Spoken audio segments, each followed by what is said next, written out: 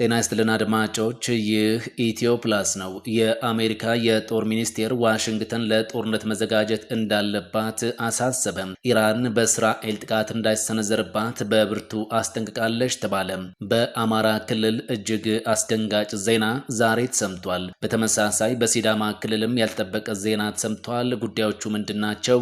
በዝርዝር እናስደምጣችኋለን። ኢትዮ ፕላስን ሰብስክራይብ እያደረጋችሁ ከኛ ጋር ስለምትሆኑ ከልብ እናመሰግናለን። የአሜሪካ የጦር ሚኒስቴር ዋሽንግተን ለጦርነት መዘጋጀት እንዳለባት አሳስበም። የአሜሪካው የመከላከያ ሚኒስትር ለከፍተኛ የጦር ኃላፊዎችና አዛዦች መልእክት አስተላልፈዋል። ዋሽንግተን በአስቸኳይ በጦርነት መንፈስ ውስጥ መግባት እንዳለባት ያስገነዘቡት ሚኒስትሩ አገራቸው ምን ስጋት እንዳለባት ግን ይፋ አላደረጉም። ፔንታጎን በቅርቡ ሁለት ወሳኝ የፖሊሲ ማሻሻያ ማድረጉ ይታወሳል። የብሔራዊ መከላከያ ስልቱን ከቻይና ወደ የውስጥ ደህንነትና ምዕራቡ ንቅፈ ክበብ ማዞር አንደኛው ውጥኑ ሆኗል። የአሜሪካ ጦር ሰላምን ለማረጋገጥ ለጦርነት መዘጋጀት ይጠብቀናል ብለዋል። መከላከያ ሚኒስትሩ በመቶዎች ለሚቆጠሩ የጦር አዛዦች በቨርጂኒያ የተናገሩት መከላከያ ሚኒስትሩ ውጥረት አሜሪካ እንዳለባትም አስጠንቅቀዋል። ፕሬዚዳንት ዶናልድ ትራምፕ የአሜሪካውን መከላከያ ሚኒስቴር ወደ ጦር ሚኒስትር መለወጣቸው የዚህ አይነቱ ዝግጅት እንዳለ አመላካች እንደሆነም ተነግሯል። ዋይት ሀውስ ከ2026 የመከላከያ በጀት 1.01 ትሪሊዮን ዶላር እንዲሆን መጠየቁም ይታወሳል። ቀደም ሲል ከነበረው በጀት የ13.4 በመቶ ብልጫ ይኖረዋል ሲል የዘገበው አርቲ ነው። የአሜሪካው ፕሬዝዳንት ዶናልድ ትራምፕ የጋዛ የሰላም እቅድ በአውሮፓና በመካከለኛው ምስራቅ የብዙ አገሮችን ድጋፍ እያገኘ ነው አሉ። እቅዱ ትራምፕና የእስራኤሉ ጠቅላይ ሚኒስትር ቤንያሚን ኔትናሁ እንደተስማሙበት ቢቢሲ ዘግቧል። በእቅዱ መሰረት ሐማስ በእጁ የሚገኙ እስራኤላውያን ታጋቾችና የሟች ታጋቾችን አስክሬን በሙሉ እንዲለቀቅ ያደርጋል። ታጣቂ ቡድኑም ትጥቅ እንዲፈታ ይጠይቃል።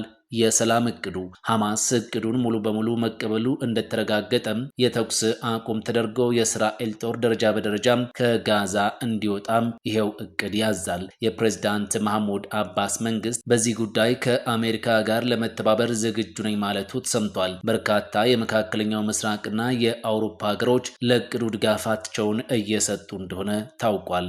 የህገ ወጡ የጥይት ንግድ ጉዳይ ከበድ ያለ ምርመራ መቀጠሉ ታውቋል። አሜሪካ ለዩክሬን በረጅም ርቀት ተወንጫፊ ሚሳኤሎች የማስታጠቁን ጉዳይ እያሰበችበት እንደሆነ ምክትል ፕሬዝዳንት ጄዲ ቫንስ ተናግረዋል። ጄዲ ቫንስ አሜሪካ ቶም ሃውክ የተሰኙትን ረጅም ርቀት ተወንጫፊ ሚሳኤሎች ለዩክሬን ልታስታጥቃት እንደምትችል ፍንጭ መስጠታቸውን ቢቢሲ ዘግቧል።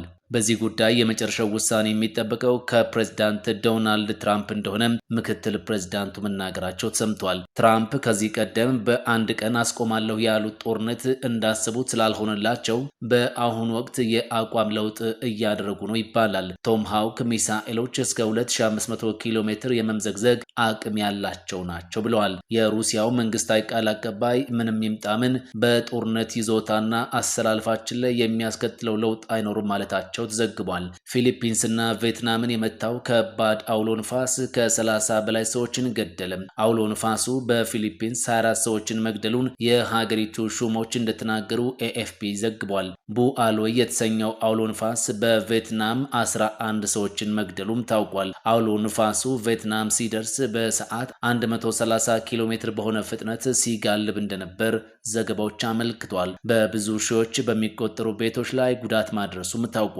ከቤቶችና ህንፃዎች ላይ ቆርቆሮዎችን እየነቃቀለም እንደወሰደም ከዘገባዎቹ ላይ ተመልክተናል። የአሶሺየትድ ፕሬስ ጋዜጠኞችም ይህንን በስፍራው በአይናችን አይተናል የሚል ምስክርነት ሰጥቷል። በዚህ የእስያ ክፍል ለአውሎ ንፋሱ ድግግሞሽ መጨመር የአየር ለውጡ በዋና ምክንያትነት እየቀረበ ነው። ኢራን በእስራኤል አንዳች ጥቃት እንዳይሰነዘርባት በብርቱ አስጠንቅቃለች ተባለ። ኢራን አንዳች ጥቃት የሚሰነዘርባት ከሆነ ከእስራኤል ጋር ወደ ሙሉ ጦርነት እንደምትገባ ያስጠነቀቁት አብዮታዊ ዘብ የተሰኘው የኢራን የጦር ክፍል የቀድሞ ሜጀር ጀነራል እንደሆኑ ዘ ቴሌግራፍ ጽፏል። ጦርነቱ አንዴ ከተቀሰቀሰ በአካባቢው የሚገኙ የአሜሪካ ተቋማትንም አናስተርፋቸውም ብለዋል ነባሩ የጦር መኮንን። ኢራን በኒውክሌር መርሃ ግብሯ ምክንያት ዓለም አቀፋዊ ማዕቀብ ከ10 ዓመታት በኋላ መልሶ ከጣለባት በኋላ እስራኤልም በኢራን ልትጠቃ ይችላል የሚል ስጋት እንደገባት ይነገራል። ባለፈው ሰኔ እስራኤልና ኢራን ለ12 ቀናት ያህል በቀጥታ እንደተዋጉም ይታወሳል። አሁንም በቀጠናው ዳግም ውጥረት መንገሱ እየተነገረ ነው።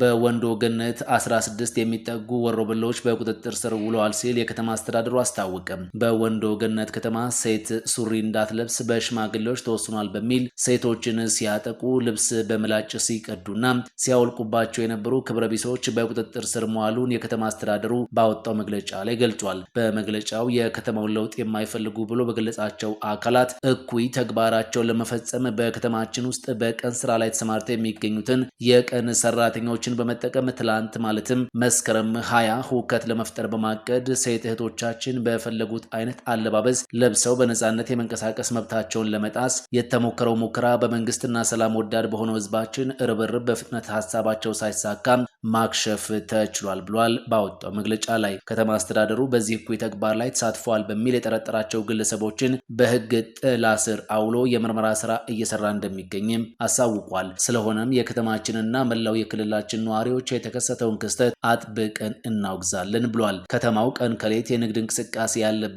አካባቢ በመሆኑ ከክስተቱ በኋላ በደቂቃዎች ውስጥ እንደወትሮ በተረጋጋ መንፈስ ወደ ሰላማዊ እንቅስቃሴ የተመለሰ መሆኑንም ገልጿል። በቀጣይ ከተማ አስተዳደሩ የዚህ ጉዳይ መነሻ በማጣራት የእርምት እርምጃ እንደሚወስድ እንዲሁም ጥብቅ ክትትል እንደሚያደርግም ገልጿል። በአማራ ክልል ምንጃር ሸንኮራ ወረዳ አረርቲ ማርያም ቤተክርስቲያን የተሰራ ርብራብ እንጨት ተደርምሶ የ30 ሰዎች ህይወት አልፏል። መረጃውን የምንጃር ሸንኮራ ወረዳ ፖሊስ ጽሕፈት ቤት አዛዥ ዋና ኢንስፔክተር አህመድ ገበየው ለአማራ ሚዲያ ኮርፖሬሽን ገልጸዋል። የአደጋው ምክንያት ለቤተክርስቲያኒቷ ህንፃ ግንባታ በተሰራ የእንጨት መወጣጫ ርብራብ ላይ መሸከም ከሚችለው በላይ ሰዎች ለጉብኝት በመውጣታቸው እንደሆነም ገልጸዋል። በአደጋው የ30 ሰዎች ህይወት ወዲያውኑ አልፏል ሲሉ ዋና ኢንስፔክተር አህመድ ገልጸዋል። ከ200 በላይ ሰዎች ከቀላል እስከ ከባድ ጉዳት የደረሰባቸው ሲሆን ይህም የሟቾችን ቁጥር ከፍ ሊያደርገው እንደሚችልም ኢንስፔክተሩ ገልጿል። ከዚሁ ጋር በተያያዘ የሰሜን ሸዋ ሀገረ ስብከት ሊቀ ጳጳስ ብፁዕ አቡነ ቄልሚንጦስ በአረርቲ ደብረገነት ቅድስተ ማርያም ርብራብ እንጨት ተደርምሶ ህይወታቸውን ባጡ ምዕመናን የተሰማቸውን ጥልቅ ሐዘንም ገልጸዋል። የቤተ ክርስቲያኑ ግንባታ ተጠናቆ ምርቃቱን በጉጉት እየጠበቅን ባለንበት ይህ አስከፊ ሐዘን በመከሰቱ ጥልቅ ሐዘን ተሰምቶናል ብሏል። በአደጋው ህይወታቸውን ያጡ ወገኖቻችን የቅዱሳን አምላክ ነፍሳቸውን በደጋጎቹ ቅዱሳን አባቶቻችን አጠገብ ያሳርፍልን። ጉዳት ደርሶባቸው በጤና ተቋማት በሕክምና ክትትል ላይ የሚገኙ ወገኖቻችን ደግሞ ፈጣሪ ምሕረቱን ያደርግላቸው ሲሉም ብፁዕ አቡኑ ምኞታቸውን ገልጸዋል። ቱርክ በኳታር የሚደረገውን የጋዛ ተኩስ አቁም ድርድር ልትቀላቀል መሆኑን ይፋ አድርጋለች። ከቱርክ በኩል የሚገኙ ተወካዮች በዶሃ ካለው አደራዳሪ ቡድን ጋር ሆነው ይሰራሉ በሚል የኳታር የውጭ ጉዳይ ሚኒስቴር አሳውቋል። ፕሬዚዳንት ዶናልድ ትራምፕ የጋዛውን ተኩስ አቁም ተግባራዊ ለማድረግ 20 ነጥቦችን ይፋ ካደረጉ በኋላ ነው አንካራ የምትሳተፍበት እቅድ እንዳለ የተነገረው። ፕሬዚዳንት ረሲፕ ጣይብ ኤርዶሃንም የዶናልድ ትራምፕን ሀሳብ ማድነቃቸው ይታወሳል። ሐማስ በትራምፕ የቀረበውን እቅድ እየመረመረ ሲሆን በጎ ምላሽም ይጠበቃል ሲል የአልጀዚራ ዘገባ ያመላክታል።